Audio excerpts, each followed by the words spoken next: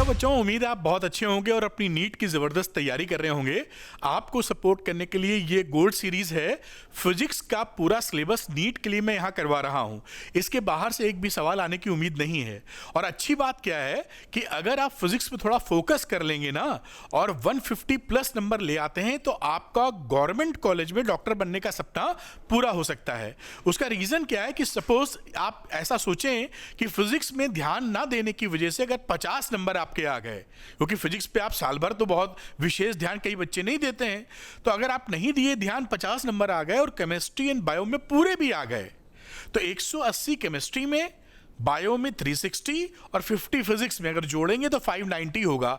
और 590 पे कोई भी गवर्नमेंट कॉलेज आपको नहीं मिल सकता है। तो इसलिए ये इंपॉर्टेंट है कि आपकी approach towards NEET balanced approach हो। और फिजिक्स की इसलिए अहमियत बढ़ रही है क्योंकि आप नॉर्मली 99% जो बच्चा है नीट का, वो फिजिक्स से किसी ना किसी वजह से जी चुराता है पढ़ने से। अच्छा, फिजिक्स में एक कहावत भी है कि अगर आपको फिजिक्स में इंटरेस्ट कम आता है या समझ में कम आती है तो उसका एक प्रमुख कारण ये हो सकता है कि आपको इंटरेस्टिंग टीचर ना मिला हो।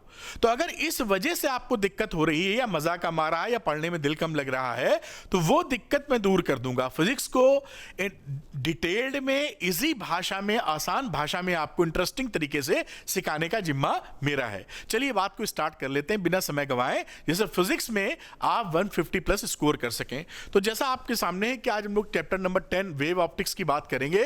ये स्पेशली डिजाइंड वीडियो है नीट वाले बच्चों के लिए, ना ये बोर्ड्स के लिए ना ये जेई वालों के लिए है।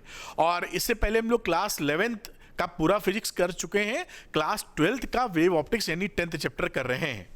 और आज हम लोग इसका सेकंड पार्ट करेंगे जो YDSE एक्सपेरिमेंट है, यंग्स डबल स्लिट एक्सपेरिमेंट और इंटेंसिटी ऑफ फ्रिंजेस के बारे में।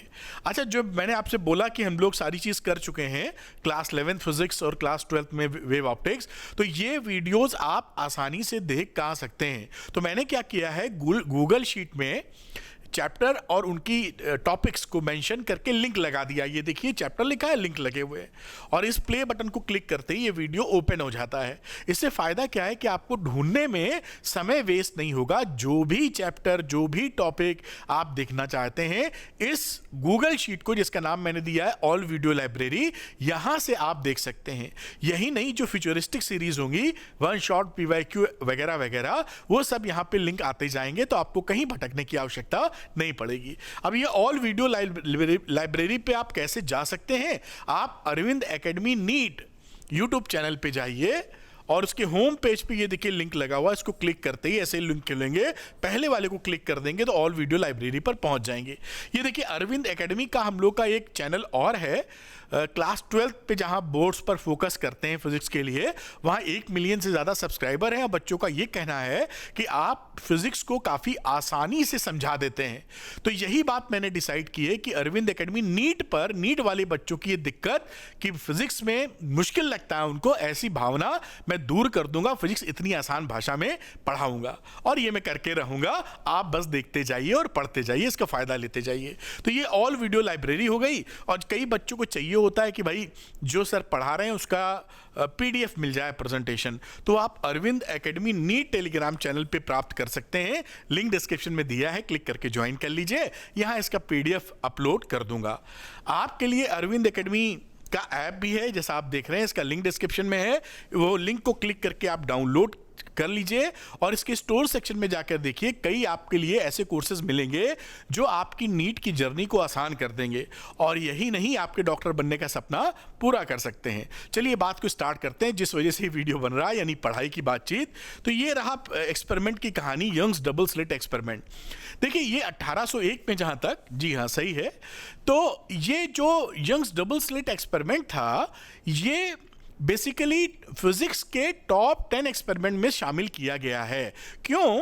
क्योंकि ये इतना इंपॉर्टेंट था कि इस एक्सपेरिमेंट ने साइंटिस्टों को की सोचने की दिशा को बदल दिया और ये मानने पर मजबूर कर दिया कि लाइट के पास वेव नेचर भी होता है।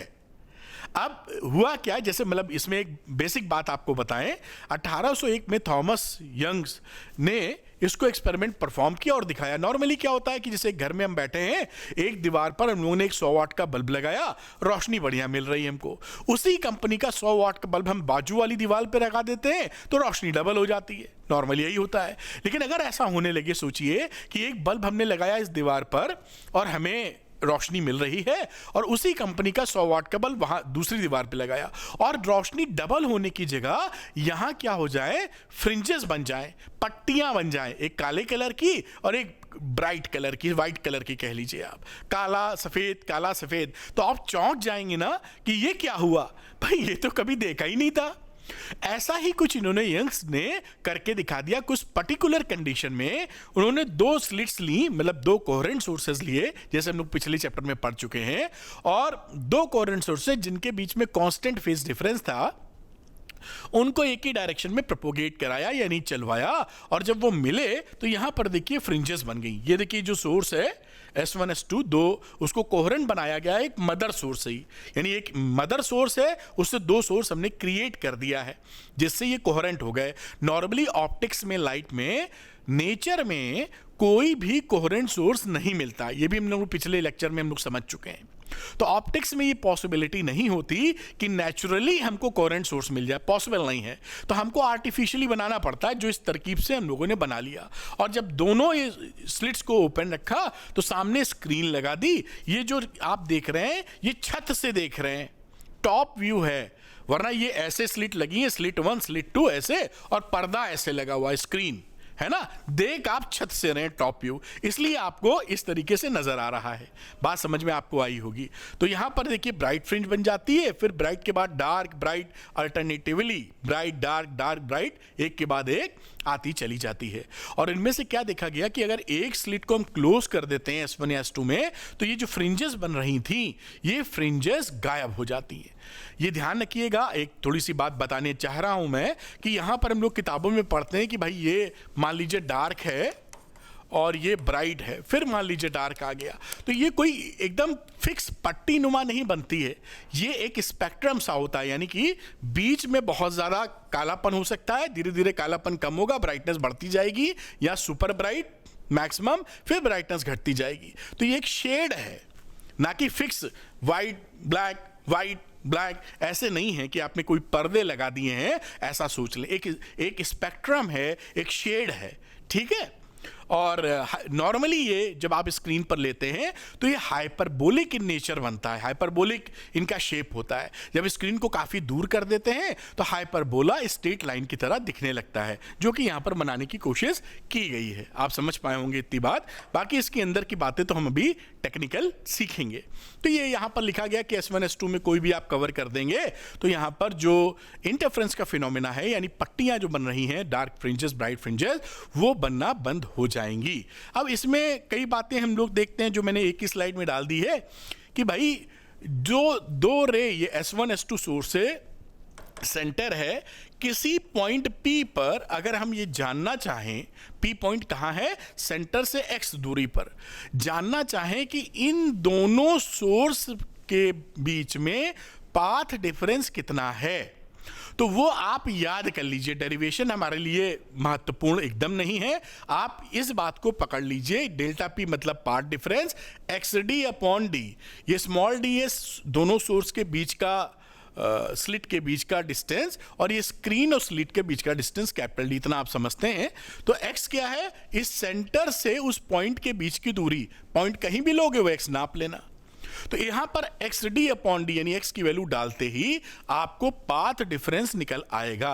ये पाथ डिफरेंस किसके बीच का है, ये पाथ डिफरेंस S1P और S2P के बीच का डिफरेंस है, यहां से पहुंचने वाली वेव और यहां से पहुंचने वाली वेव के बीच का पाथ का डिफरेंस। ये महत्वपूर्ण इसलिए है कि कभी भी क्वेश्चन में ट्विस्ट जब आएगा तो ये एक तरह का आपका बेस है इसका, यहां से पाथ डिफरेंस पकड़कर आप कंस्ट्रक्टिव या डिस्ट्रक्टिव इंटरफेरेंस की कहानी सेट कर देंगे हमेशा। तो ये कुछ भी ट्विस्ट आ जाए ये नहीं हिलने वाला, तो इसको खूंटा गाड़ के पकड़ लीजिए आप। खैर, अब इस सिचुएशन में कंस्ट्रक्टिव इंटरफेरेंस कहां होगा? कंस्ट्रक्टिव का मतलब जहां ब्राइट फ्रिंजेस मिल रही हैं। और डिस्ट्रक्टिव इंटरफेरेंस कहां होगा ये भी पता कर लेते हैं। डिस्ट्रक्टिव इंटरफेरेंस का मतलब जहां पर डार्क फ्रिंजेस मिलेंगी। तो देखिए ये फॉर्मूला बन जाता है action, position of bright fringes. Action का मतलब है यहां से दूरी, कितनी दूर पर आपको ब्राइट फ्रिंजेस मिलेंगी, ये एक्शन का मतलब है सेंटर से। तो एक्शन की वैल्यू होती है n D lambda upon D. एन क्या है? nth ब्राइट फ्रिंज, और यहां एन की वैल्यू 0 1 2 3 4 से स्टार्ट होगी। अगर आप 0 रख देंगे बेटा यहां तो एक्शन की वैल्यू 0 आ जाएगी, ये सेंट्रल ब्राइट फ्रिंज हो जाएगी इस समय।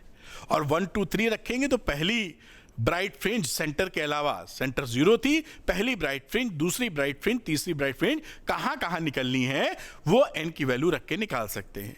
यही कहानी डार्क फ्रिंजेस के लिए है। यहां पर ध्यान दीजिएगा फॉर्मूले पे 2n-1 D lambda upon 2d, और n की वैल्यू 1 2 3 4 से स्टार्ट होगी। समझ गए? क्योंकि 0 पुट कर दोगे तो नेगेटिव आ जाएगा। तो फॉर्मूला जरूर पकड़ना होगा 2n-1 D lambda upon 2d। फॉर्मूले में गफलत नहीं होनी चाहिए। ये बड़ा इंपॉर्टेंट फॉर्मूला, मैं हटता नहीं, चाहे कुछ आप स्क्रीनशॉट ले लीजिए, वरना तो इसका मैं वो दूंगा ही आपको, प्रेजेंटेशन बोलना चाहिए क्या। तो आप समझ गए ये स्लाइड बड़ी महत्वपूर्ण थी, अगली भी महत्वपूर्ण होगी कि इसमें एक तो पाथ डिफरेंस पता चल गया और कहां कंस्ट्रक्टिव और कहां डिस्ट्रक्टिव इंटरफेरेंस होगा, कितनी दूरी पर सेंटर ब्राइट फ्रिंज से, वो भी हमें पता हो गया। अब फ्रिंज विड्थ की बात करते हैं, यानी फ्रिंज की चौड़ाई। जो चौड़ाई का मतलब आप ऐसे समझ लीजिए कि अगर ये ब्राइट फ्रिंज है तो ये कितनी चौड़ी है। बेसिकली इसको नापने का एक अलग तरीका होता है कि सक्सेसिव 2 डार्क फ्रिंजेस के बीच की दूरी को हम ब्राइट फ्रिंज की चौड़ाई बोलते हैं। सक्सेसिव क्योंकि इधर भी डार्क है ना, ये मान लीजिए D1 है, ये मान लीजिए D2 है, तो D1 D2 के बीच का जो डिस्टेंस होता है उसको हम बोलते हैं ब्राइट फ्रिंज की चौड़ाई। खैर वो तो बात की बात है, सिंपल बात, एकदम सिंपल ये समझें कि चौड़ाई कितनी है ब्राइट या डार्क फ्रिंज की, वो सेम होती है इस केस में। डार्क फ्रिंजेस भी जितनी चौड़ी होती हैं उतना ही चौड़ी ब्राइट फ्रिंज भी होती है। और कितनी चौड़ी होती है? D lambda upon D. तो ये फॉर्मूला आपके सामने है, बीटा है fringe width, D lambda upon D. ये क्या है? Linear width. ऐसे लंबाई नाप, अभी समझाऊंगा मैं आपको, ऐसे लंबाई नापे हैं कि कितना चौड़ी है। भाई 1 सेंटीमीटर चौड़ी है, 2 मिलीमीटर चौड़ी है, स्केल से नाप लीजिए, हो गया काम खत्म। अब यहां पर आप क्या देख रहे हैं कि इसमें n नहीं शामिल है कहीं।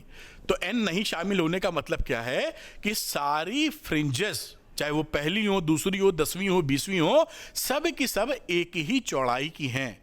तो all fringes are of same width, चाहे वो डार्क हो, चाहे वो ब्राइट हो, चाहे वो 10वीं हो, चाहे 50वीं हो। ठीक है। दूसरी बात, d should be much larger. ये d जो हमारा बड़ा होना चाहिए, स्मॉल d से काफी, जिससे बीटा को यानी चौड़ाई ऑब्जर्वेबल हो, यानी देख पाए आसानी से हम। अगर कैपिटल डी छोटा कर दोगे तो विड्थ बहुत छोटी बनेगी, दिखेगी ही नहीं।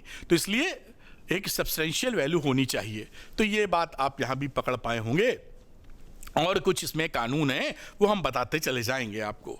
अच्छा, एक छोटा सा सवाल है उससे पहले, न्यूमेरिकल, बहुत ही आसान न्यूमेरिकल, देखिए कि चुटकियों में लगेगा। तो यहां समझते हैं, in a YDSC experiment green light of wavelength 50 nanometre, ये लैम्डा की वैल्यू है। चाहो तो शुरुआत में दिक्कत आती हो तो ऐसे मेंशन कर लिया करिएगा, और नहीं आती, प्रैक्टिस हो गई है तो डायरेक्ट सवालों पर हमला बोल सकते हैं, उसमें कोई दिक्कत की बात नहीं है। Where will be the second bright fringe? Second bright की बात कर रहा है। Setup in which separation between slit, separation between slit का मतलब small d से है 4 mm, 4 × 10⁻³ मीटर, और स्क्रीन यानी कैपिटल D की दूरी है 1 मीटर। अब आप जानते हैं कि जो ब्राइट फ्रिंज का एक्शन होता है वो N D lambda upon D होता है, इसमें कोई बड़ी बात नहीं। सेकंड बोल रहा है तो x2, कई किताबों में इसको y2 भी लिखते हैं, तो उससे कोई प्रॉब्लम थोड़ी है भाई। किसी का नाम अक्षरा, किसी का नाम आयुषी, उससे क्या फर्क पड़ता, कौन है ये पता होना चाहिए, है ना। और यहां पर कुछ सब जगह तो उल्टा पुल्टा नहीं करेंगे हम लोग, लेकिन कुछ जगह y2 और x2 लिखा रहता है, मतलब वही है उसका। तो इतना तो आप समझते होंगे, लेकिन कई बच्चे कमेंट करने लगते हैं, तो मैंने कहा थोड़ा सा आपको बता दिया जाए जिससे बच्चा समझे ब्रॉडर कॉन्टेक्स्ट में कि हाँ भाई बात वही है, उन्होंने y2 बोला है, किसी किताब में x2 बोला है। ठीक है साहब, तो ये n की बात करते हैं। n था नंबर 2, तो 2 लिख दीजिए यहाँ। d कितना है 1 मीटर, लैम्डा कितना है 500 इंटू 10 की पावर -9, और स्मॉल डी कितना है 4 इंटू 10 की पावर -3। अब इसको सॉल्व कर लीजिए, ये आ जाएगा 0.25 mm। ये आंसर आ गया। देखिए कई किताब में क्या करते हैं, ये तो आंसर ही हो गया, क्योंकि जो फ्रिंज बनती हैं वो ऊपर भी बनती हैं नीचे भी बनती हैं। कहने का मतलब क्या है, कलर को बदल लेना चाहता हूं। ये देखिए इस तरह से स्लिट बनाते हो ना, ऐसे, ये भैया डी हो गया ये S1 S2। तो जो कार्यक्रम यहाँ बन रहा है ऐसा ही कार्यक्रम नीचे भी बनता है। तो अगर ऊपर को पॉजिटिव और नीचे को नेगेटिव वैल्यू बोलोगे तो इसका आंसर कितना लिख सकते हो, x2 बराबर ±0.25 मिलीमीटर। यानी सेकेंड ऑर्डर की फ्रिंज यहां बनेगी 0.25, इधर प्लस लिख दिया है और इधर माइनस लिख दिया है। कुछ फर्क थोड़ी, इधर भी बननी इधर भी बननी है, इसलिए ऐसा बोला जा रहा है, क्योंकि नपाई तो हमने यहीं से की है ना, सेंटर से। आप समझ गए होंगे प्लस माइनस लिखने का मतलब क्या है। ऊपर वाला प्लस मान लिया, नीचे वाला माइनस, कोई परेशानी नहीं है। ये जताने बताने दिखाने के लिए कि हाँ भाई ऊपर नीचे दोनों बन रही है। तो कहीं एमसीक्यू में ऐसे प्लस माइनस दे दें तो आपको घबराना नहीं है, इसका मतलब ये है, ये मैं समझा रहा हूं। खैर आप इसको नोट कर लीजिए, अगली बातचीत आपके सामने लेते हैं। बड़ा इंटरेस्टिंग सवाल होगा अगला, क्योंकि ये अक्सर पूछा पाछा जाता है और बहुत आसानी से हो जाता है। देखिए मैं बताता हूं आपको, यहां लिखा है बायोक्रोमेटिक लाइट। बायोक्रोमेटिक बाई मतलब दो, क्रोमा मतलब कलर, दो कलर की लाइट छोड़ दिए हैं ये। Used in YDSC experiment, Young's double slit experiment, having wavelength λ1 400 nanometer, λ2 700 nanometer. बड़ी सुंदर बात है। Find minimum order of λ1 which overlaps λ2। अच्छी बात। यहां पर देखिए इस तरह से स्लिट लगाई गई, आपको अच्छा समझ में आया इसलिए फोटो बना रहा हूं। S1 S2 ये D। मान लीजिए यहां कहीं पर दोनों ओवरलैप कर जाते हैं, ये पॉइंट P है, ये सेंटर का पॉइंट O है, जहां पर ओवरलैपिंग हो रही है। तो भाई λ1 और λ2 कुछ भी हो, यहां से ओवरलैपिंग होने का मतलब है ये डिस्टेंस तो सेम है, एक्शन n अलग अलग होगा, लेकिन ये डिस्टेंस तो सेम है क्योंकि दोनों यहीं पर ओवरलैप हो रही हैं। तो आप यहां पर क्या लिख सकते हैं, समझा रहा हूं, बाकी आपको ट्रिक बता दूंगा, आगे याद रखिएगा। लेट n1 ब्राइट फ्रिंज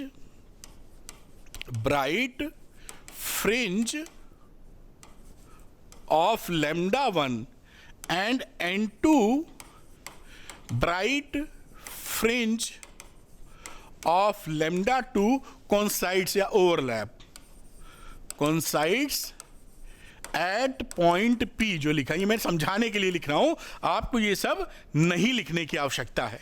तो ये भाई ये डिस्टेंस कितना रहा इसके लिए, ये मतलब हो गया xn1 बराबर xn2। ये x1 n2 अलग अलग है, ये डैश कर देता हूं, ये λ2 के लिए है बेसिकली, इसलिए मैंने डैश लिखा है। तो यहां वैल्यू हो गई n1 λ1 d upon small d और n2 λ2 d upon small d। ये देखिए ये सब कट जाएगा, तो यहां वैल्यू आ जाएगी n1 अपॉन n2 λ2 अपॉन λ1।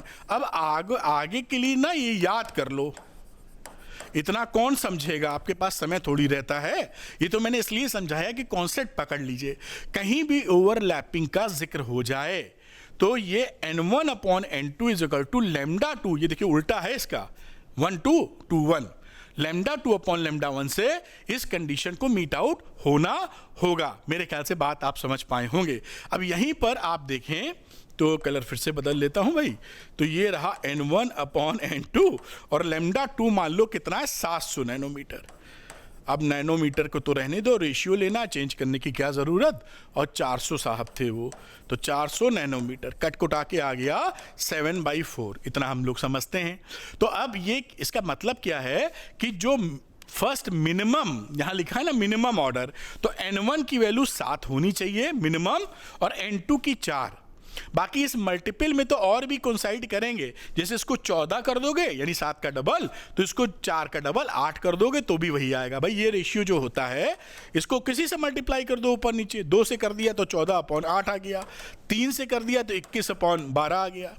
तो ये इसकी N1 वाले की 7वीं जो फ्रिंज विड्थ होगी, N1 7वां है ना, तो 7वीं इसकी 4थी के बराबर आ जाएगी, कोइंसाइड कर जाएगी।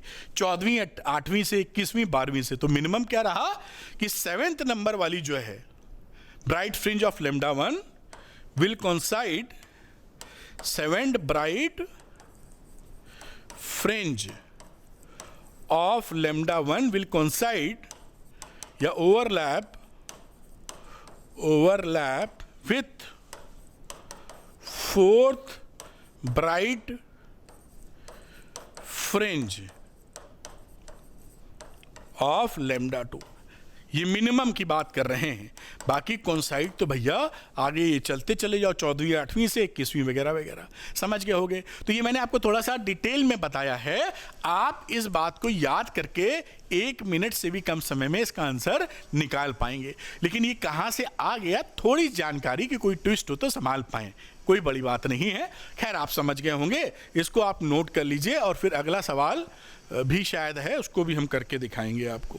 तो इसको आप नोट कर लें, मेरे ख्याल से आप नोट कर पाए होंगे, इतना तो तेज़ी रहता ही है आपको। और ये साहब ये हो गया कार्यक्रम, इसको आप नोट करिए। नेक्स्ट क्वेश्चन करते हैं हम लोग, वो भी काफ़ी सरल है, बस थोड़ा लॉजिक फिटियाते रहना है। खैर चलिए साहब, तो अगला सवाल देखते हैं। यहाँ बोल रहे हैं in YDSC experiment The two slits are separated by 0.1, ये है स्मॉल d की value, and they are 0.5 metre from the screen, ये है कैपिटल D की value. The wavelength of light used is, this is lambda. Find the distance between the 7th maxima and 11th minima of the screen.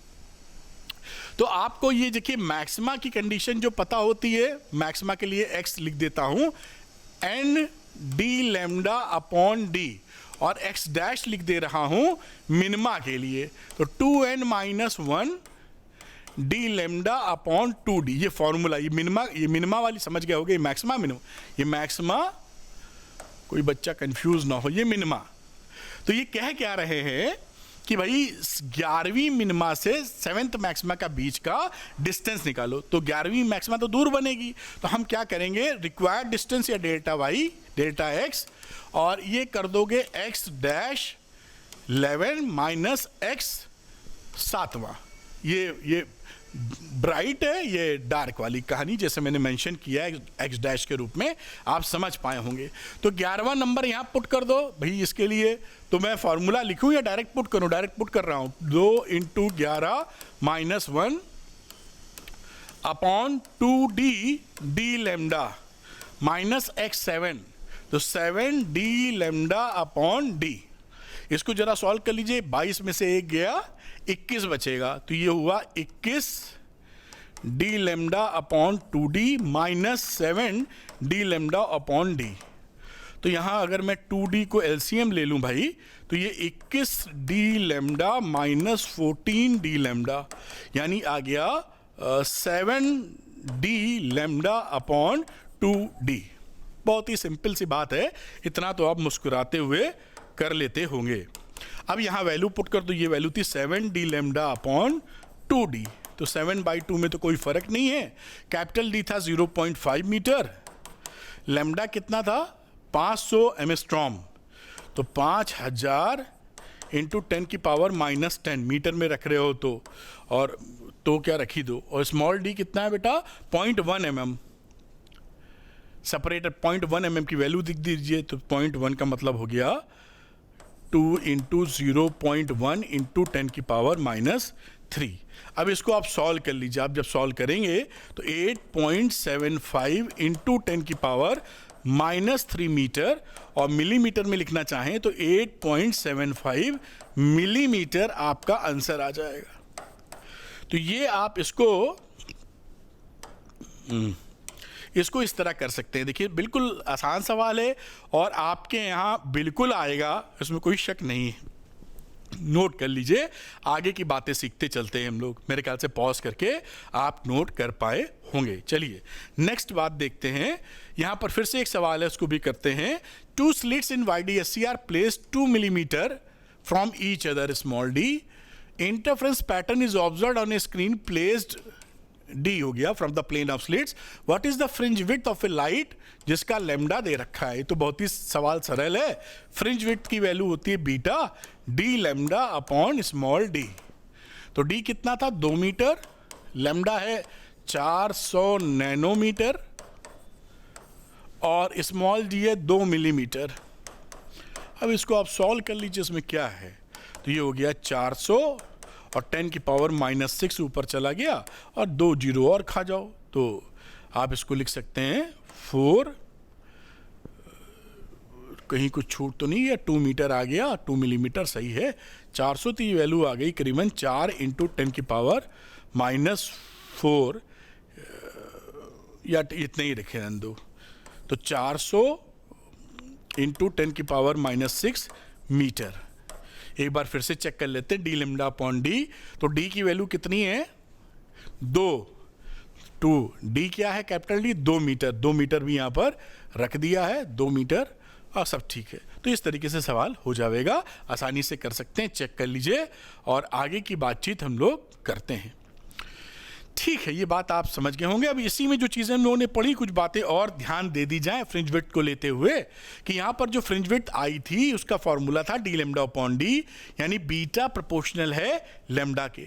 तो कभी कभी ये क्या बोलते हैं कि पूरे एक्सपेरिमेंट का सेटअप को हमने पानी में डुबो दिया या किसी लिक्विड में डुबो दिया, उसकी फ्रिंज विड्थ पर क्या फ़र्क पड़ेगा? ये बड़ा पॉपुलर क्वेश्चन है। तो क्या फ़र्क पड़ेगा? जब आप पानी या किसी भी मटेरियल में डिप कराते हैं तो मीडियम में जो लैम्डा होती है वो लैम्डा अपॉन म्यू हो जाती है।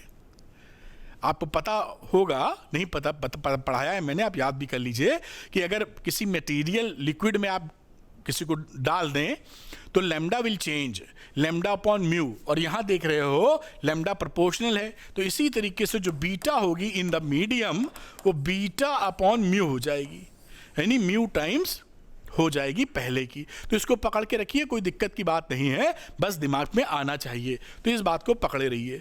दूसरी बात यहाँ है कि अगर आप वाइट लाइट यूज़ कर रहे हैं तो वाइट लाइट में क्योंकि लैम्डा रेड लैम्डा वॉयलेट से बड़ा होता है, इसलिए आपकी जो फ्रिंजेस बनेंगी रेड कलर वाली फ्रिंजेस ज़्यादा चौड़ी होंगी विज़ टू वायलेट कलर वाली फ्रिंजेस से, क्योंकि लैम्डा ज़्यादा है तो फ्रिंज विड्थ ज़्यादा आ जाएगी। और सेंटर पर वाइट पैची मिलेगा आपको, क्योंकि सेंटर पर विबग्योर जितने भी कलर हैं सब जीरो फेज डिफरेंस पर मिलेंगे, और जीरो फेज डिफरेंस में सबका कंस्ट्रक्टिव इंटरफेरेंस होगा।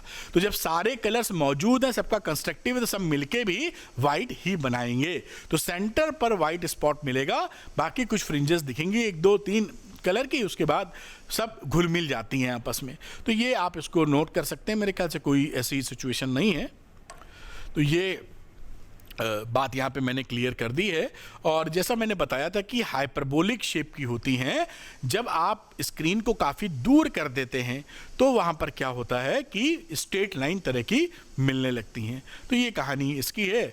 और नेक्स्ट बात देखते हैं, इस पे एक सवाल भी होगा लगता है। देखिए ये है, तो fringe width in a particular YDSC is measured to be beta. What will be the fringe width if wavelength of the light is doubled? तो वेवलेंथ क्या कर दी हो? 2 लैम्डा। फ्रिंज विड्थ का फॉर्मूला लिख लो पहले, डी लैम्डा अपॉन डी। तो लैम्डा डैश हो गया 2 लैम्डा। सेपरेशन बिटवीन स्लिट्स जो डी डैश है वो पहले से आधा हो गया है, हाफ्ड।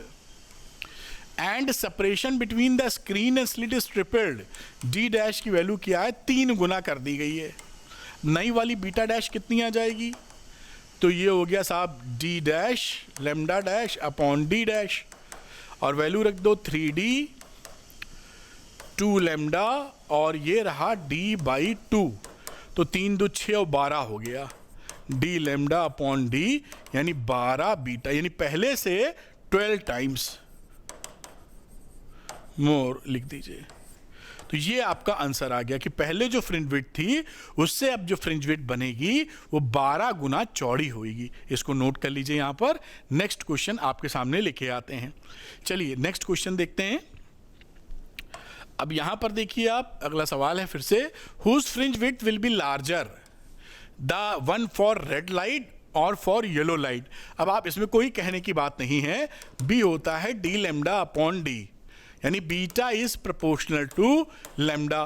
तो लैम्डा रेड होता है सबसे बड़ा, तो येलो से भी बड़ा होगा, इसलिए beta R will be greater than fringe width of yellow colour. तो रेड कलर की जो लाइट होगी उसकी फ्रिंज विड्थ चौड़ी होगी vis-a-vis to yellow colour of light. समझ में आ गई होगी बात, हट जाता हूं। अब अगली एक इंपॉर्टेंट बात करेंगे जिसे बोलते हैं बेटा एंगुलर विड्थ। अब कई बच्चों को कंफ्यूजन रहता है, तो इस बातों को जितना करीब से समझेंगे उतना मजा आएगा। देखिए, दो फ्रिंजेस हैं ना, ये मान लीजिए फ्रिंज की चौड़ाई है, अगर आप इसको ऐसे नापते हैं, वाइट कलर लेना चाहते हैं, ये ऐसे नापते हैं, एक स्केल लिए और नाप लिए, तो इसको बोलते हैं लीनियर विड्थ, जिसे हम बीटा से दिखा रहे थे अब तक। ये क्या है? Linear width. लीनियर विड्थ, क्योंकि स्क्रीन के ऊपर ऐसे नाप लिए हैं, ऐसे ऐसे नाप लिए हैं।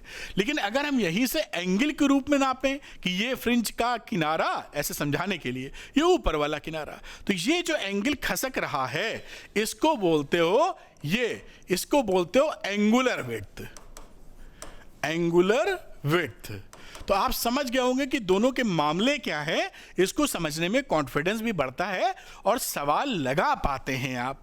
वरना ऊपर ऊपर से पढ़ लेंगे तो जब सवाल आ जाएगा तो दिमाग काम नहीं करेगा कि शुरू कहाँ से करें। उसका रीज़न क्या है कि हमको ये क्लियर नहीं है। कह रहे नहीं वे, चलो। तो यहाँ पर ये एंगुलर विड्थ की बात की है, तो एंगुलर विड्थ हमेशा याद रखिए, तो उससे जोड़ तोड़ के निकाल दिया है lambda by D. Lambda upon D होता है एंगुलर विड्थ। एंगुलर विड्थ जो होता है वो कैपिटल डी पर डिपेंड नहीं करता। इस फॉर्मूले में ऐसा लग रहा है डी बढ़ाने पर ही घट हो जाएगा, लेकिन इसमें भी डी आता, कट जाता है।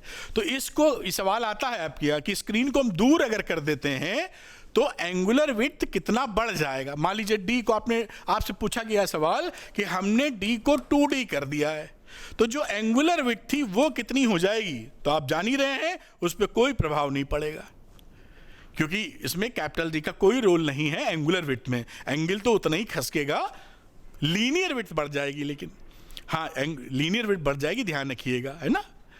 तो अच्छा यहाँ लिख देना चाहता हूं मैं, अगर पहले बीटा थी तो अब ये क्या हो जाएगी, डिस्टेंस बढ़ाने पर 2 बीटा हो जाएगी, लेकिन एंगुलर विड्थ में कोई फर्क नहीं पड़ेगा। उम्मीद इस बात को समझ पाए होंगे। नोट कर लिया जाए इसको, अगला क्वेश्चन मैं कराता हूं, इसी पे एक न्यूमेरिकल छोटा सा बेस्ड होगा और आसानी से हो जाएगा। चलिए करते हैं। 2 slits in YDSC are placed 1 millimeter from each other, small D लिखा हुआ है। Interference pattern is observed on a screen, जो कि कैपिटल डी से मेंशन कर सकते हो। What is the angular fringe width for a light wavelength, lambda दिया हुआ है। बहुत सरल, यानी theta is equal to lambda upon D लगाना है। लैम्डा साहब क्या है यहाँ पर, 400 नैनोमीटर। तो 400 नैनोमीटर आ गया। स्मॉल डी कितना था, 1 मिलीमीटर। इसको सॉल्व करोगे तो 400 इंटू 10 की पावर -6 रेडियन में आप आंसर कर देते हो, खत्म हो गया। अब आप सोचोगे ये कैपिटल डी का तो इस्तेमाल ही नहीं हुआ, तो मैंने आपको बताया ही था कि कैपिटल डी का एंगुलर विड्थ में कोई रोल नहीं होता। तो ये बात पकड़े रही है, उसमें क्या है आसानी है, कोई समस्या वाली बात नहीं है। अच्छा, ये इसको नोट करिए, फिर और इंटरेस्टिंग चीज़ें आपके सामने लेके आते हैं। अब अगली मज़ेदार चीज़ क्या होती है, मैं पहले बता चुका हूँ, फिर से आप इसे रिपीट करूँगा। कलर बदलते हैं। देखिए क्या है कि इंटेंसिटी कितनी, किसी भी पॉइंट पर स्क्रीन पर अगर कहीं आपको इंटेंसिटी पता करनी है कि कितनी होगी, इंटेंसिटी का मतलब समझ लीजिए चमक, वो चमक कितनी है, तो उसका फॉर्मूला पिछले ही लेक्चर में डिस्कस कर चुके थे हम लोग। वो फॉर्मूला ये होता है I is equal to I1। I1 I2 क्या होता है, इससे वाइट कलर है दिखेगा नहीं, ये दोनों सोर्स से निकलने वाली लाइटों की इंटेंसिटी। आप किसी पॉइंट P पर आप निकालना चाहते हो, जो यहां से x दूरी पर है या जो भी है पॉइंट P पर, तो यहां पर कितनी इंटेंसिटी बनेगी वो इस फॉर्मूले से निकालते हैं। फाई क्या है, फेज डिफरेंस। यहां पर ये दोनों जो मिल रही हैं इनके बीच में फेज डिफरेंस कितना है, वो फाई की वैल्यू रख दोगे, ये टोटल आई आ जाएगा। अब यहां एक पर्टिकुलर केस सा ले रहे हैं हम लोग, कलर फिर से यही सब कर लेते हैं कि यहां पर जो ये I1 I2 है ये बराबर हो गया है, दोनों सोर्स की इंटेंसिटी एक ही है और I0 से रिप्रेजेंट कर रहे हैं। ये देखिए यानी ये आई नॉट के बराबर हो गया और ये भी बेटा आई नॉट के बराबर। अगर ऐसा है, जरूरी थोड़ी है, लेकिन अगर ऐसा है, आपको नहीं दिया तो बराबर ही मान लेना। तो इंटेंसिटी अगर दोनों की बराबर है तो ये फॉर्मूला रिड्यूस होके ये बन जाता है। थोड़ी टिग्नोमेट्री लगती है, वो लगा नहीं रहे हैं, जबरदस्ती आपको टेंशन नहीं देना है। सिंपल आपकी फॉर्मूला याद कर लीजिए, IP is equal to 4I0 cos square 5/2। ये कब लगेगा? जब ऊपर वाली कहानी हो, यानी दोनों इंटेंसिटी सेम हो और उनको आप I0 कह रहे हो। कई किताबों में 4I0 की जगह I max भी लिखा रहता है, इसलिए वो भी लिख दिया, कंफ्यूज ना करें। तो इस कहानी में मैक्सिमम इंटेंसिटी कितनी है? 4I0 के बराबर इंटरफेरेंस जब हो रहा है। I0 एक सोर्स की फ्रीक्वेंसी है और मिनिमम फ्रीक्वेंसी क्या है, मिनिमम इंटेंसिटी क्या है? 0। अगर I1 I2 बराबर है तो I1 I2 बराबर है, I0 के बराबर है। ठीक, अगर I1 I2 बराबर नहीं होता है तो I मिनिमम 0 नहीं होगा। इस फॉर्मूले में रखेंगे तो 0 नहीं आएगा। उतनी वर्जिश करने की आवश्यकता नहीं है, करना चाहें तो कर सकते हैं, वैल्यू रखनी एक वाली बात है। आप समझ पाए होंगे कि इसकी कहानी क्या है। अगर दोनों सोर्स सेम ही इंटेंसिटी के लगे हुए हैं I0 तो ये फॉर्मूला, ये दोनों लिखने का तरीका है I max, ये 4I0 cos स्क्वायर 5/2। बात खत्म हो जाती है और इसी पर सवाल आगे होगा जहां तक। चलिए बात समझ लेते हैं, आगे शायद सवाल हो। अब यहां पर इस ग्राफ में ये दिखाया है कि अगर आप एक सोर्स की इंटेंसिटी I है, ये अगर इंटरफेरेंस नहीं होता है तो दो सोर्स से ये I1 प्लस I2 होती है इंटेंसिटी। तो I इससे I1 प्लस I2 यानी I प्लस I 2I के बराबर हो गया। ये देखिए 2I, ये कब है? नो इंटरफेरेंस, नो इंटर, ऐसे लिख दें, समझ जाओगे, नो इंटरफेरेंस। लेकिन जब इंटरफेरेंस होता है, इसमें नो, ऐसे नो लिखो नहीं कहीं, इसमें इंटरफेरेंस हो रहा है। तो इंटरफेरेंस जब हो रहा होता है तो मैक्सिमम इंटेंसिटी 4I के बराबर हो जाती है और मिनिमम 0, है ना। ये बात आप पकड़ के चलिएगा साहब, तो समझ गए, 4I हो जाएगी मैक्सिमम और मिनिमम 0। आगे चलते हैं, ये बात भी आपकी पकड़ में आ गई मेरे ख्याल से।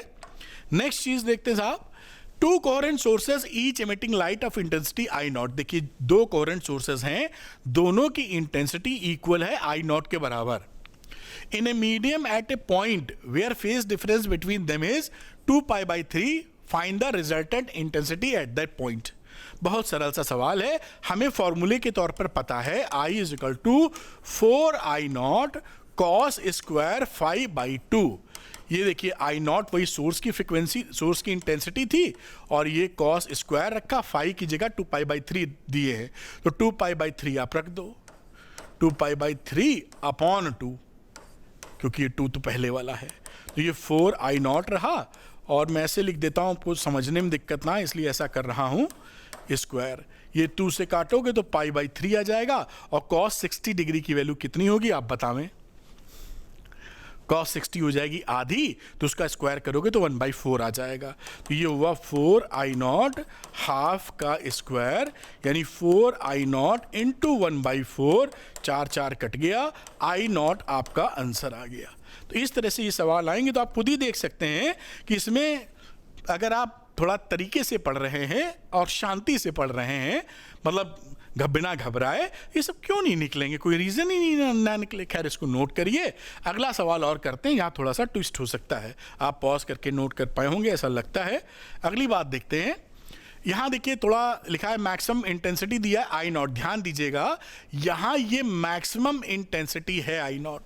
पीछे वाले सवाल में एक सोर्स की इंटेंसिटी I0 थी, दिखा दूं आपको, to coherent sources each emitting light of intensity I0। ये I0 इस I0 से फर्क है। यहां I0 क्या कह रहा है? मैक्सिमम इंटेंसिटी, यानी I max I0 है। समझना, कई बच्चे इसी में गलती कर देते हैं, ठीक है।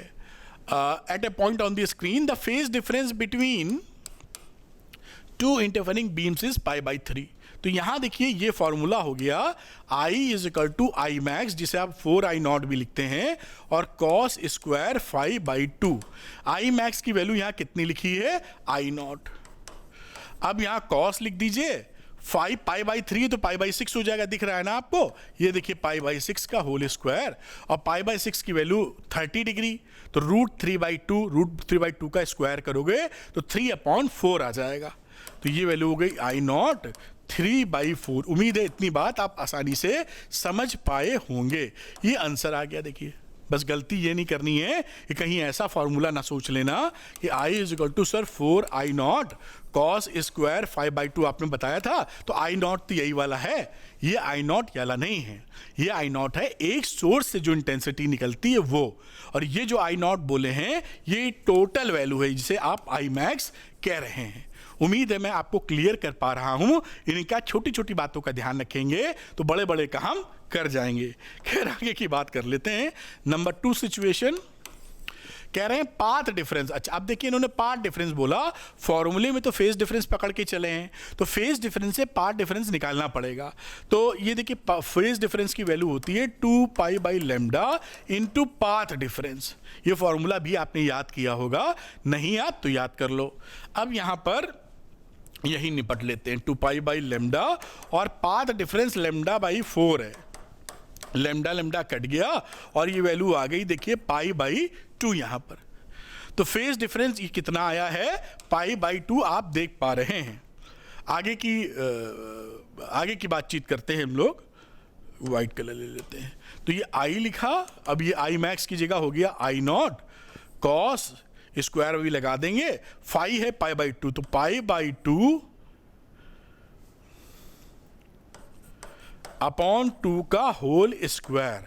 तो ये हो गया I0, ये cos 45 डिग्री हो जाएगा cos π/4, cos 45 होता है 1/√2, तो 1/√2 का स्क्वायर। तो ये वैल्यू कितनी हो गई I0/2। ये देखिए इस तरह से सवाल आपके यहाँ खूब आते हैं और आप क्यों नहीं कर पाएंगे इसकी कोई वजह नहीं दिखती। उम्मीद है बात समझ गए होंगे। मैं हटता हूँ, इसको नोट कर लीजिए और सीख लीजिए। अब एक अगली चीज़ इंटरेस्टिंग पढ़ने वाले हैं, खैर आप इसको नोट कर पाए होंगे। अब हम लोग तिकड़म क्या समझेंगे कि पहले मैं समझा दूँ ये क्यों पढ़ रहे हैं तो मज़ा आएगा आपको। ये देखिए ये सेटअप था हमारा S1 S2, ठीक। अब ये मान लीजिए यहाँ पर ऐसे रेज मिल रही थी, पी पर कोई इंटरफेरेंस हो रहा था वगैरह वगैरह। अब कानून क्या होता है कि मान लीजिए यहाँ पर हम लोग एक स्लैब रख देते हैं, ग्लास स्लैब, जिसका रिफ्रैक्टिव इंडेक्स म्यू है और जिसकी चौड़ाई समझ लीजिए ये कुछ टी ले लेते हैं। तो अब क्या होगा इस इंटरफेरेंस पैटर्न का, ये कानून अब चलना शुरू हो गया है। तो आपको कुछ जानकारियां बड़ी आसानी से बता देते हैं, इससे समझ भी जाओगे आप। देखिए क्या होता है कि जब हम ऑप्टिकल पाथ का इसमें जिक्र करते हैं, बड़ी सिंपल सी बात है। आप ऐसे समझो कि मान लीजिए एक स्लैब आपने लिया है, ऐसे इसकी चौड़ाई में खड़ा कर देता हूं उसको टी, और ये म्यू है और ये रे कोई ऐसे जा रही है। तो जब रे इसके अंदर से जाती है इस ग्लास स्लैब से, तो वैक्यूम में जो डिस्टेंस ट्रेवल करती है, ये चौड़ाई है, म्यू टी के बराबर होता है। ये विड्थ को मैं डी लिख देता हूं जैसे आप कंफ्यूज ना करो। अच्छा आगे टी ही इस्तेमाल है तो टी ही लिखे रहने दो, टाइम मत समझ लेना। तो ये चौड़ाई है टाइम टी, ठीक है। तो अगर इस ग्लास स्लैब के अंदर टी दूरी तय कर रही है ये, तो अगर इस ग्लास स्लैब को हटा दें तो जितने टाइम में इसको क्रॉस की है उतने टाइम में वो क्या करती है, वैक्यूम में म्यू टी डिस्टेंस ट्रेवल कर लेती है। इसी को ऑप्टिकल पाथ बोलते हैं, वैक्यूम लिख देते हैं। तो इसी को हम क्या बोलेंगे, कहीं लिखा होगा देखिए ये, तो ये म्यू टी के बराबर चलती है। इसी का खेल हम इसमें खेलेंगे। बेसिकली होता क्या है, इसको डाल देने पर ना जो पाथ डिफरेंस पहले था वो डिस्टर्ब हो जाता है, क्योंकि इसमें जो है पाथ देखिए वैक्यूम में म्यू टी हो गया, बदल गया है, तो पाथ डिफरेंस विल चेंज। इस पाथ डिफरेंस के चेंज होने की वजह से जो सिस्टम है वो पूरा बदल जाता है, और बहुत आसानी से बदलता है। देखिए अभी आपको सब समझा देंगे। अब इसी बात को देखिए समझते हुए यहां पर लिखा गया है कि अगर हमने ग्लास स्लैब, पहले ग्लास स्लैब नहीं पढ़ा था, ये समझो ये एक वन वेव, ये सेकंड वेव, दो जो जा रही थी, इस समय इनके बीच में ये पॉइंट स्टार्टिंग एंडिंग सेम है। पाथ डिफरेंस इस समय कितना था, 0। इस समय कोई पाथ डिफरेंस नहीं था भाई, दोनों सेम डिस्टेंस चल रही हैं तो काहे का पाथ डिफरेंस। अब आपने क्या किया कानून कि एक के रास्ते में ग्लास स्लैब रख दिया। अब ग्लास स्लैब रख दोगे तो आपको जैसा समझाया है कि इस ग्लास स्लैब की वजह से वैक्यूम में कितना डिस्टेंस चल जाएगा, ये म्यू टी के बराबर। एक्स म्यू टी के बराबर चल जाएगा। अब यहां पर पाथ डिफरेंस निकाला तो पाथ डिफरेंस क्या हो गया, म्यू टी जितना डिफरेंस चला माइनस ई वाला टी, यही तो डिफरेंस हुआ। टी तो चल रहा था पहले भी ना, टी तो पहले भी चल रहा था जब पाथ डिफरेंस नहीं था। अब आपने इसकी जगह म्यू टी वो रख दिया ग्लास स्लैब, तो ग्लास स्लैब रखने से वैक्यूम में कितना डिस्टेंस ट्रेवल करेगा, म्यू टी के बराबर। वो अभी सीखा हमने कि अगर ग्लास स्लैब ना होता तो ग्लास स्लैब हटाओगे तो उतने समय में वो डिस्टेंस ट्रेवल कर लेगा म्यू टी, और साथ में ये टी चल ही रहा था, तो इसका पाथ डिफरेंस क्या हो गया, म्यू टी माइनस टी, यानी म्यू माइनस 1 इंटू टी। अब आप कुछ इतनी तिकड़म ना सोचें, इसको याद कर लें। अब आप, बाकी मैंने समझाया आपको, तो आप क्या समझे कि अगर शुरू में दोनों पाथ के बीच में कोई भी पाथ डिफरेंस नहीं है तो ये पाथ डिफरेंस एक्स्ट्रा आपको मिल जाता है ये ग्लास स्लैब डालने पर। जिसमें ग्लास स्लैब डाल दोगे इन दोनों के बीच में पाथ डिफरेंस इतना आ जाएगा, म्यू माइनस 1 इंटू टी। ठीक, आगे की बात समझते हैं, बड़े आराम से समझते हुए समझ में आ जाएगी। अब देखिए इसमें क्या होता है कि जैसे आप एक ग्लास स्लैब डाल दिए एक रास्ते में, तो कुछ बातें विशेष तौर पे आपको बता दूं कि ये जो आपका सेंटर बन रहा था, सेंटर ब्राइट, वो शिफ्ट हो जाता, पूरा जो फ्रिंज का स्पेक्ट्रम है कह लीजिए, पूरा फ्रिंज जो दिख रही हैं वो पूरी खिसक जाती हैं। किस तरफ खिसकती हैं, जिस तरफ आपने स्लैब को रखा है। अगर स्लैब ना होता तो ये ब्राइट बनती और ऐसे फैल जाती। अब ये स्लैब रख दियो तो ये सेंटर वाला पार्ट कहीं खिसक जाएगा, पूरा शिफ्ट हो जाएगा। फ्रिंज की विड्थ में कोई चेंज नहीं होगा, कोई भी चेंज कहीं नहीं होगा, खिसकेगा बस। वो बात समझ पा रहे ना, वो सेंटर के साथ पूरा खिसक जाएगा। कितना खिसक जाएगा, इतना खिसक जाएगा। इसकी वर्किंग पीछे है, लेकिन वर्किंग में दिमाग ज़्यादा नहीं फंसाना है अपने को, हमें तो तेज़ी से सॉल्व करना रहता है, लॉजिक हम बता ही रहे हैं। तो ये कितना खिसक रहा है, म्यू माइनस 1 इंटू टी पीछे पड़ा था, capital D upon small D, यानी जो सेंट्रल ब्राइट जो यहाँ मिल रही थी वो अब जिस तरफ स्लैब रखे हो उस तरफ खिसक के यहां मिलेगी। और ये डिस्टेंस कितना है, ये डिस्टेंस है mu minus 1 T D upon small D. इतना खिसक गए हो आप, बात समझ में आ गई होगी आपको। तो खिसकाहट कितनी है, mu minus 1 into T capital D upon small T. जिस तरफ स्लैब रखो, अगर स्लैब आप इस तरफ रख दोगे तो ये इधर खिसक जाएगा नीचे, जिस तरफ स्लैब रखे हो उसी तरफ खिसकेगा। बात समझ में आई होगी आपको। ये फॉर्मूला कैसे आ गया, ये इसकी यहाँ छोटी सी वर्किंग है, जिस तरफ हम ज़्यादा तवज्जो नहीं दे रहे हैं, क्योंकि ये मैं बता भी दूंगा तो इसका इस्तेमाल विशेष तौर पे कुछ ज़्यादा आप करेंगे नहीं। आपको इस रिजल्ट से ज़्यादा मतलब है। क्या लॉजिक हुआ है, सिंपल, आप जान ही रहे हैं, स्लैब रखने पर पाथ डिफरेंस बढ़ जाता है, उसी को कैलकुलेट करके निकाल लिया गया है। ठीक है, तो ये शिफ्ट आप समझ पाए। अब इसमें एक दो कानून रहते हैं जो हमें ध्यान रखने चाहिए, इंपॉर्टेंट हैं। जैसे पहली वाली बात ये कह रहे हैं कि जो शिफ्ट होता है वो शिफ्ट सभी, चाहे वो थर्ड ऑर्डर का मैक्सिमा हो चाहे 10th ऑर्डर का मैक्सिमा हो, सबके लिए सेम होता है। क्योंकि यहाँ n वाला टर्म नहीं आता। जो शिफ्ट आपने देखा है यहाँ देखिए कहीं n नहीं है, तो n ना होने की वजह से सारी शिफ्ट सेम है सबके लिए।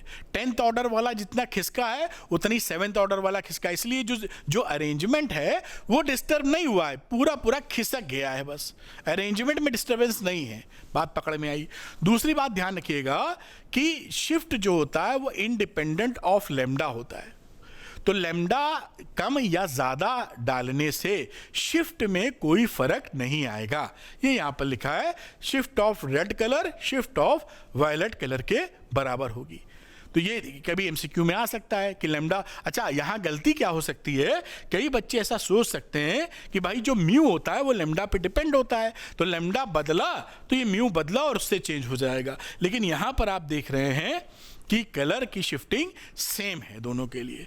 खैर, नंबर ऑफ फ्रिंजेस कितनी शिफ्ट हुई हैं ये तो हम लोगों ने बताया था, कितना डिस्टेंस शिफ्ट हुआ, कितनी फ्रिंजेस शिफ्ट हुई हैं, मतलब 10 हो गई 20 हो गई, तो आप टोटल शिफ्टिंग को एक फ्रिंज की विड्थ से डिवाइड कर दो और इस फॉर्मूले को याद कर लो सवालों के लिए। Mu minus 1 into T upon lambda. तो कितनी फ्रिंजेस शिफ्ट हुई हैं इससे निकल आएगा।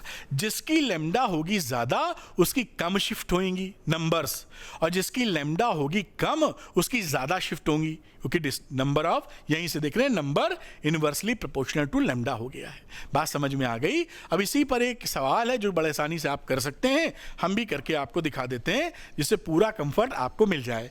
लिखा light travels in A mica sheet of refractive index 1.2 and length 10 centimeter. Find the optical path equivalent to the length of the sheet. अब आप जानते हैं जो ऑप्टिकल पाथ होता है, ऑप्टिकल पाथ हमने देखा था वो म्यू टी के बराबर होता है। तो म्यू कितना है भाई, कहाँ गया, 1.4 और टी है 10 सेंटीमीटर, तो ये हो गया 14 सेंटीमीटर, आंसर हो गया। ऑप्टिकल पाथ का सिंपल इतना मतलब उस मीडियम में जितना ट्रैवल कर रही है उतने ही टाइम में वैक्यूम में कितना डिस्टेंस ट्रैवल करेगी, और ऑप्टिकल पाथ है म्यू टी के बराबर होता है। कहाँ खत्म, मैं हटता हूँ, इसको नोट कर लिया जाए। और अगला भी सवाल मैं आपको को करके सुंदर तरीके से करके दिखाता हूँ। ये सारे लेक्चर्स में काफ़ी कंटेंट है और काफ़ी चुस्त दुरुस्त लेक्चर्स हैं, समय की बर्बादी नहीं है। तो पता लगा घंटा भर आपने लेक्चर देखा और बहुत जानकारी ले ली, और यही चीज़ कोई और अगर टीचर करवा रहे हैं तो कहीं वो बात करते करते 3 घंटे निकाल दें आपके, तो वो मेरा बिलीफ नहीं है। इन लेक्चर्स में, रिकॉर्डेड लेक्चर्स में ये फ़ायदा आपको मिलता है और अपनी इच्छा अनुसार आप उसको देख सकते हैं। खैर आगे देखते हैं। तो interference fringes are produced by a double slit arrangement and a piece of plane parallel glass of refractive index 1.5 is interposed in one of the interfering beam। वही कहानी है कि S1 S2 के किसी के बीच में एक ग्लास स्लैब आप डाल दिए हैं। फ्रिंज जो डिस्प्लेस हो रही है वो 30 फ्रिंजेस डिस्प्लेस हो जाती हैं, 30 फ्रिंज विड्स खसक जाती हैं for light of wavelength this 1 centimetre. Then find the thickness of the plate. हमें थिकनेस ऑफ द प्लेट निकालनी है। तो देखिए यहां पर 30 फ्रिंज विड्थ की शिफ्टिंग है, ये डिस्टेंस बता रहे हैं। 30 फ्रिंज खिसक गई, इसका मतलब है 30 फ्रिंज विड्थ जब बोलते हैं तो डिस्टेंस खिसका है। नंबर बात करें तो 30 फ्रिंजेस खिसक गई, तो नंबर्स ऑफ फ्रिंजेस शिफ्टेड, इसका फॉर्मूला हम लोगों ने पढ़ा था, शिफ्टेड वो क्या होता है, वो अभी हमने पीछे देखा है, mu minus 1 T upon lambda होता है।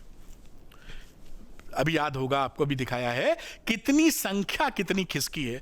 ये देखिए 30 थी, अब यहां तुरंत सवाल हो जाएगा, म्यू दे रखा होगा। खैर अभी निकाल लेते हैं टी का वैल्यू, तब रख देंगे वैल्यू लेमडा इंटू टी। तो टी की वैल्यू क्या आ गई, 30 लेमडा अपॉन म्यू माइनस 1।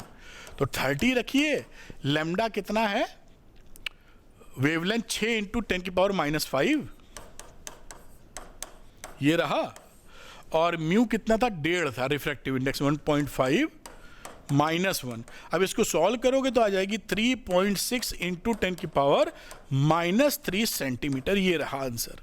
तो ये जो फॉर्मूले है, क्योंकि मैं ये इसलिए कह रहा हूं क्योंकि आप में नॉर्मली मतलब एज ए नीट का चैलेंज या कॉम्पिटिटिवनेस प्लस आपका फॉर्मेट, उसमें जितनी बातें आप याद कर सकते हैं उतनी समझ के कैलकुलेट नहीं कर पाएंगे। वो जेई की तरफ जाता है वो स्किल। आपकी स्किल में क्या चाहिए कि आपको एक चीज़ मालूम हो, समझ में आई हो कि भाई कहाँ कैसे लगाते हैं, और जैसे ही मिले खट से लगा के बाहर कर दीजिए। आप कोशिश कीजिए कि किसी भी हालात में कोशिश ऐसी रहे कि 1 मिनट में सवाल हो जाए आपका। बहुत सुंदर बात हो जाएगी। तो 1 मिनट में हो जाएगा तो आपके लिए समय मज़ेदार हो जाएगा। खैर कुछ सवाल बड़े भी हो सकते हैं, कुछ 1 मिनट भी नहीं ले सकते हैं, 30 ही सेकंड में हो जाएंगे। खैर एनीवे, तो इस समय आपको ये बताया जाए कि यहाँ से ऐसे डराइव करो, ये लाओ, ये लॉजिक ज़्यादा काम नहीं करेगा। प्रैक्टिकली समझ में तो आएगा लेकिन नहीं। तो आप इतना समझिए कि ये क्यों हो रहा, कहाँ हो रहा, कहाँ लगाना है, और उन केसेस को, स्पेशल केसेस को याद कर डालिए, जैसे खट से आंसर निकाल पाइए। तो मैं लिख रहा हूँ इतना, वरना तो आप एक झटके में सॉल्व कर देंगे इसको। खैर एनीवे, बात को समझ पाए होंगे, इसको नोट कर लिया जाए। अब अगली चीज आती है इंटरफेरेंस जो होता है थिन फिल्म से। ये कैसी कहानी है, आपने देखा होगा सड़क वगैरह पर पानी के ऊपर पेट्रोल गिर जाता है, तेल गिर जाता है और आप सनलाइट में थोड़ा सा दाएं बाएं होते हैं तो आपको डिफरेंट कलर्स दिखते हैं। वो फिनोमिना होता है इंटरफ्रेंस ऑफ लाइट का ही। कैसे होता है? जो थिन फिल्म्स होती हैं उसमें आपका जो रिफ्लेक्टिंग रेज हैं और रिफ्रैक्टिंग रेज हैं, अभी मैं समझाऊंगा आपको, उनसे इंटरफ्रेंस हो जाता है और आपको डिफरेंट कलर दिखाई पड़ते हैं। ठीक है, जो सीडी में कलर दिखते हैं, सीडी जो कॉम्पैक्ट डिस्क आती थी, वो डिफ्रैक्शन की वजह से दिखते हैं, ध्यान रखिएगा, सीडी में। और ये जो ऑयल के लेयर की वजह से या बबल आ गया हो, जैसे बबल कभी कभी आप उड़ाते हैं ना, बचपन में तो उड़ा ही होगा, मूड कर जाए तो अब भी उड़ा सकते हैं, वो सोप बबल, और सूरज की रोशनी पड़ती है तो उसमें कलर दिखाई पड़ते हैं। तो वो कहानी क्या है? इंटरफ्रेंस की कहानी है। तो उससे पहले ये बात आप समझ गए जो मैंने समझाई, भाषण लिखा हुआ है। वेवलेंथ ऑफ लाइट मीडियम में क्या होती है? Mu, lambda upon mu. ये पहले ही आपसे बता चुके हैं कि लैम्डा किसी मीडियम में डालने पर चेंज हो जाती है, लैम्डा अपॉन म्यू हो जाती है। अब साहब यहाँ की बातचीत की जाए तो देखिए होता क्या है, ये थिन फिल्म है समझ लीजिए। अब थिन फिल्म में क्या होगा, यहाँ पर रेस पड़ी, मान लो तेल है, ये रेस पड़ी तो जब ये यहाँ पर रिफ्रैक्शन होगा तो कुछ रेज रिफ्लेक्ट भी हो जाती हैं। देखिए रिफ्लेक्ट हो गई यहाँ पर, और कुछ रिफ्रैक्ट होकर दूसरी साइड पे जब जाने लगी पानी की तरफ तो फिर से इसका रिफ्लेक्शन हो गया। ये क्योंकि ये यहाँ पर एयर से ऑयल की तरफ जा रहे थे तो ये आपका डेंसर सरफेस है। जब भी डेंसर सरफेस से रिफ्लेक्शन होता है फेज डिफरेंस 180 का क्रिएट हो जाता है। तो इसके पास 180 का फेज चेंज आ गया, इसके पास कोई फेज चेंज नहीं आया क्योंकि यहाँ रिफ्लेक्शन तो डेंसर से रेयर की तरफ की बातचीत की जा रही है, और इन दोनों में इंटरफ्रेंस हो जाता है और जिसकी वजह से आपको लाइट दिखती है।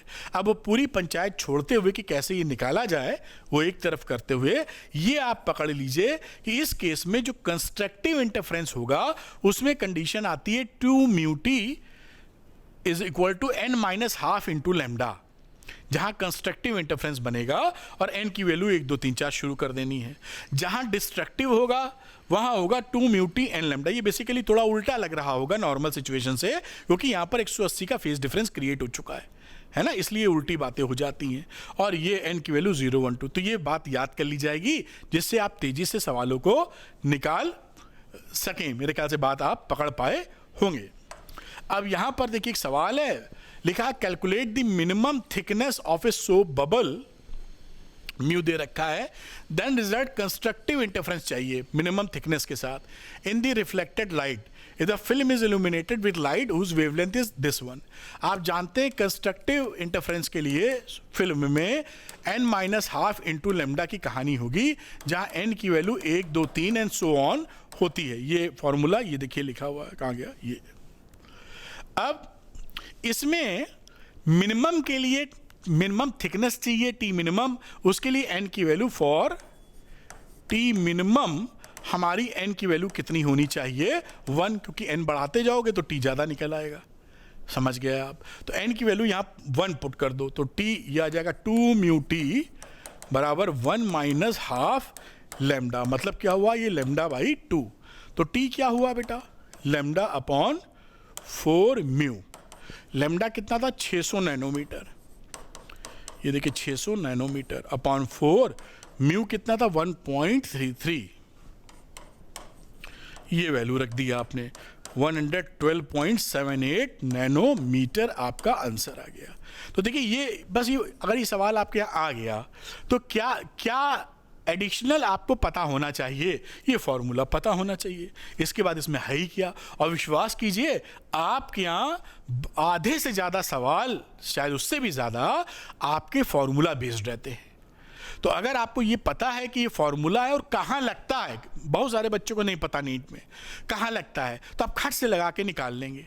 और ध्यान रखिएगा, जब तक सब्जेक्ट्स में बैलेंस अप्रोच नहीं करेंगे, फिजिक्स को अगर दरकिनार कर देंगे तो गवर्नमेंट कॉलेज मिल नहीं पाएगा आपको। ये मैंने पहले भी आपको बताया था कि 50 नंबर अगर फिजिक्स में आ गए तो आप बायो केमिस्ट्री में फुल भी ले आएंगे तो भी 590 होते हैं, 650 का टारगेट रह जाएगा। खैर एनीवे ये बात आप नोट कर सकते हैं, मैं सेंसिटाइज करता हूं जैसे आपसे भारी गलती ना हो। कई बच्चे गलती करते हैं तो वो फिर बाद में सोचते हैं हो नहीं रहा है।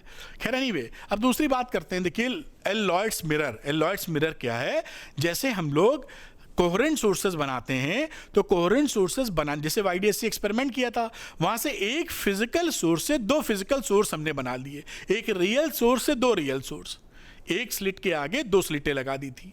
अब ऐसा हम लोग कई तरीके से कर सकते हैं। जैसे इस केस में क्या करते हैं, मिरर यूज करते हैं, एलॉयड्स मिरर। एक तो होता है हमारा रियल सोर्स और दूसरा उस मिरर से हम उसकी इमेज बना लेते हैं, वो बन जाता है हमारा दूसरा सोर्स। तो एक वर्चुअल होता है, एक रियल होता है। जैसे यहाँ पर देखिए आप, ये सोर्स है रियल और ये मिरर लगाया हुआ है, ये मिरर समझ लीजिए।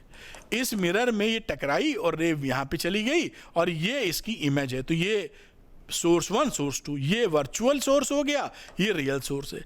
जब ये रिफ्लेक्शन होता है यहाँ पर, तो क्योंकि हार्ड सरफेस पे रिफ्लेक्शन है डेंसर में, इसलिए फेज डिफरेंस आ जाता है 180 डिग्री का, या आप कह दीजिए पाथ डिफरेंस λ/2 आ जाता है। 360 पे लैम्डा तो 180 पर λ/2। तो इसमें एडिशनल जो टकराहट हुई है, इसमें एडिशनल पाथ λ/2 जुड़ता है, उसको कंसीडर कर लेते हैं और उसको भी थोड़ा अंदाज़ा आप ले लीजिए, जो मैंने लॉजिक आपको समझाया यहाँ पर। ये देखिए यहाँ पर ये जो मैक्सिमा मिनिमा है वो इंटरचेंज हो जाती है, क्योंकि जैसा मैंने बताया कि यहाँ पर टकराने के बाद फेज चेंज 180 डिग्री हो गया। तो जहाँ पर नॉर्मली मैक्सिमा बनती थी यहाँ मिनिमा बन जाएगी, जहाँ नॉर्मली मिनिमा बनती थी यहाँ मैक्सिमा बन जाएगा, क्योंकि फेज डिफरेंस में 180 का परिवर्तन आ चुका है।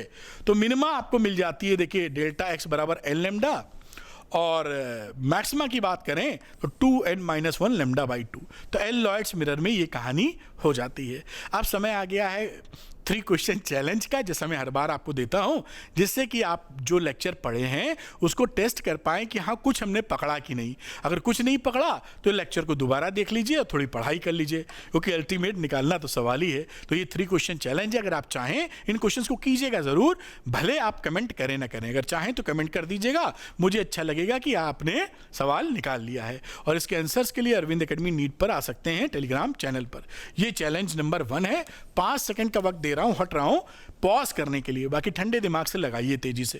पहले तो सवाल निकले, उसके बाद अगला स्टेप होता है प्रैक्टिस से उसका समय घटाया जाए, है ना। नीट में ये बात बड़ी ध्यान रखिएगा, पहले तो हमें फिजिक्स के लिए कि सवाल निकालना आता हो, क्योंकि कई बच्चों को तो निकालना ही नहीं आता है, तो उसमें समय बचाने की तो बात ही खत्म हो गई। तो पहले आपको आना चाहिए सवाल निकालना, फिर प्रैक्टिस से और टेक्निक से उसके समय को कम करना, तब आप मजा ले पाएंगे। तो दूसरा चैलेंज आपके सामने ये रहा, क्वेश्चन नंबर 2, 5 सेकंड इसका ले लीजिए, मैं हटता हूं। बड़े सरल सवाल है, आसानी से इनका जवाब आप, मुझे पूरी उम्मीद है, दे पाएंगे। 5 सेकंड में लगता हो गए होंगे। ये तीसरा और फाइनल क्वेश्चन है, ज़रूर करने की कोशिश कीजिएगा। और ये तो बहुत ही आसान लग रहा है, थ्योरेटिकल टाइप है, कोई कैलकुलेशन भी इसके अंदर नहीं है।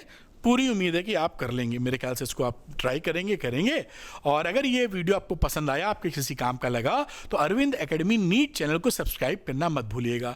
मैं आपसे वादा करता हूं कि फिजिक्स एकदम सरल भाषा में आपसे बातचीत की, घर वाली भाषा में आपको सिखाऊंगा, और जो फिजिक्स, नीट फिजिक्स में जो डर है आपका, वो दूर करूंगा, जिससे आप 150+ स्कोर कर सकें और अपने डॉक्टर बनने का सपना पूरा कर सकें। Thank you very much, wish you all the best.